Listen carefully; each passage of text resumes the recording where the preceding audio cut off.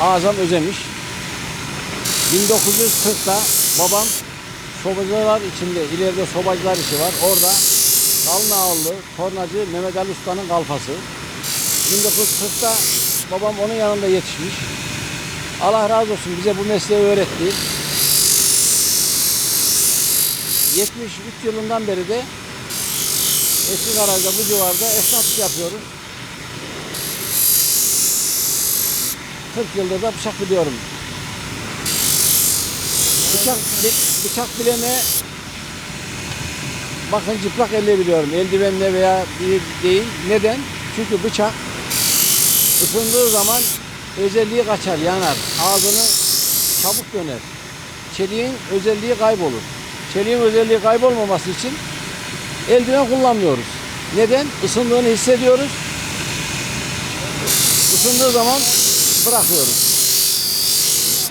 Bıçakta yanak çok önemli.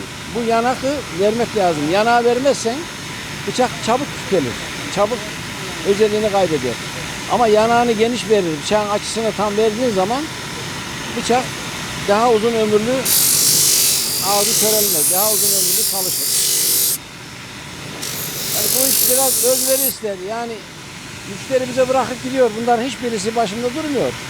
Ama biz bıçağı elimize aldığımız zaman ona ne gerekiyorsa, nasıl bir bileme icap ediyorsa o şekilde işçilik veriyoruz ki her sene müşterimiz çoğalıyor. Herkes dostuna söylüyor. O şekilde yıllardır devam ediyoruz. Son 10 gün, kurbana 10 gün kala daha yoğun oluyor. Sabah 7'de oturuyoruz. Gece saat 12'ye kadar dilediğimiz saatler oluyor. Elhamdülillah mesleğimizden, bize bu işi öğrenenlerden kabirleri cennet olsun, rahmetle anıyoruz. Babamızı, ustalarımızı. Allah hepsine razı olsun, kabirleri cennet olsun.